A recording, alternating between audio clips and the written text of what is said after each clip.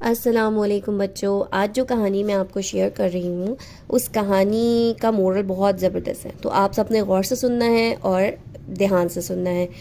ٹھیک ہے؟ ایک بہت پرانے زمانے کی بات ہے کہ ایک گاؤں میں ایک بوڑھا شخص رہتا تھا۔ اس کا نام عبد المالک تھا اور اس کے 3 بچے تھے۔ اللہ رب العزت نے اس کو بہت پیارے پیارے بیٹوں سے نوازا تھا اور تینوں ہی بیٹے بڑے ماشاءاللہ سے ذہین تھے۔ لیکن جب عبد المالک جو ہے وہ بہت بوڑھا ہو جاتا ہے اور اسے اس بات کا یقین ہو جاتا ہے کہ اب اس کے پاس زندگی کے کچھ ہی دن بچے ہیں، تو اپنے تمام بچوں کو بلاتا ہے اور ان کی ذہانت کے معیار کو دیکھنے کے لیے وہ ان 3 بچوں کو ایک ایک سیب دیتا ہے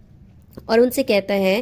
کہ یہ سیب تمہیں اس جگہ کا آنا ہے جہاں پہ تمہیں کوئی نہ دکھ رہا ہو۔ تو سب بچے اپنے باپ کو اللہ حافظ کہہ کر چلے جاتے ہیں اور وہ ان سے یہ وعدہ کرتا ہے کہ کل جو ہے وہ ان سے سب چیزوں کا حال پوچھے گا۔ اب جب دوسرے دن کی صبح ہوتی ہے تو عبد المالک جو ہے وہ اپنے تمام بیٹوں کو بلاتا ہے اور ان سے پوچھتا ہے کہ تم لوگوں نے سیب کھا لیے؟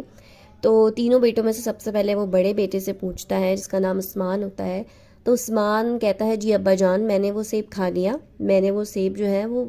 دور گاؤں میں ایک درخت کے نیچے بیٹھ کے کھایا،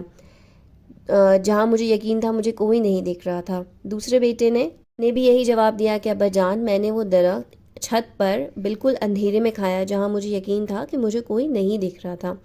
جب عبد المالک نے تیسرے بیٹے سے پوچھا تو تیسرے بیٹے نے اپنا سیب ان کو واپس دے دیا، کیونکہ انہوں نے کہا کہ ابا جان، میں نے ایسی کوئی جگہ نہیں پائی جہاں مجھے کوئی نہ دیکھ رہا ہو، کیونکہ مجھے یہ پتہ ہے کہ ہم جہاں بھی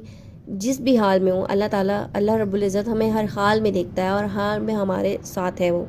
تو بچوں، اس اسٹوری کا مورل یہ تھا کہ ان 3 بھائیوں میں سب سے زیادہ جو ذہین اور جس کا ذہانت کا معیار بہت اعلیٰ تھا وہ اس کا سب سے چھوٹا بیٹا تھا، کیونکہ